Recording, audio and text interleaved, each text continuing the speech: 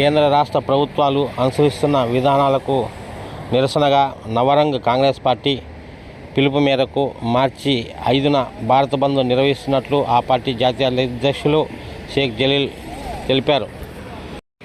గురువారం మధ్యాహ్నం ఆయన ప్రెస్ క్లబ్ ప్రెస్ మీట్లో ప్రసంగిస్తూ అమరావతి రాజధానిలో 33,000 ఎకరాలు భూములు రైతుల దగ్గర నుంచి తీసుకొని 20 నెలలైనప్పటికీ కూడా ప్లాట్లు కేటాయించాల.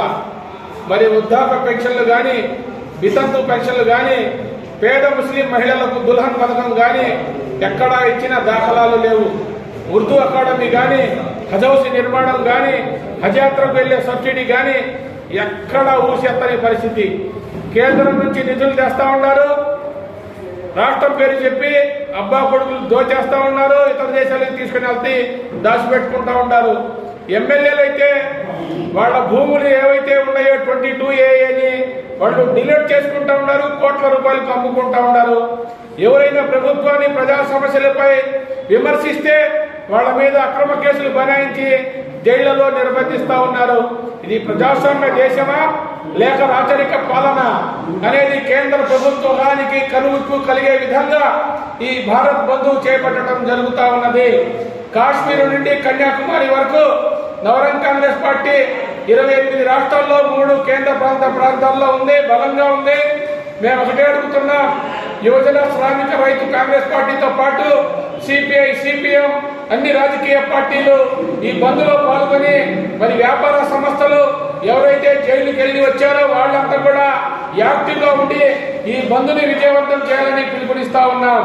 ముఖ్యంగా చంద్రబాబు నాయుడు గారు, లోకేష్ గారు ఒక రెడ్ బుక్ తెచ్చుకొని ప్రభుత్వానికి ఎవరైతే వ్యతిరేకంగా మాట్లాడతారో వాళ్ళందరినీ కూడా జైళ్లలో నిర్బంధిస్తా ఉన్నారు. ఇది అప్రజాస్వామ్యం, ప్రజాస్వామ్యానికి విఘాతం కలిగింది. అందుకనే గవర్నర్ గారు ఈ రాష్ట్ర ప్రభుత్వాన్ని బర్తరఫ్ చేయాలని అనేక మార్లు వినతి పత్రాలు ఇచ్చాము. కానీ ఎన్డీఏలో భాగస్వామ్యం ఉండటం వలన ఈ ప్రభుత్వాన్ని బర్తరఫ్ చేయలేకపోతా ఉన్నారు.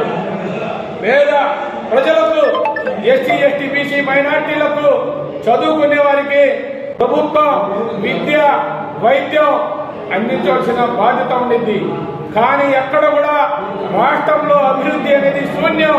వ్యవస్థల్ని అన్నింటి కూడా నిర్వీర్యం చేస్తా ఉన్నారు. అందుకనే భారత్ బంద్ని విజయవంతం చేయాలని నవరంగ్ కాంగ్రెస్ పార్టీ ద్వారా డిమాండ్ చేస్తా ఉన్నా. మంగళగిరి నియోజకవర్గంలో నారా లోకేష్ గెలిచే పరిస్థితి లేదు. మరి ఇప్పుడు కొత్తగా కుప్పంలో కూడా చంద్రబాబు నాయుడు గారు కూడా గెలిచే పరిస్థితి లేదు. రానున్నది మరి ఎన్డీఏ కూటమికి తగిన బుద్ధి చెప్తారు.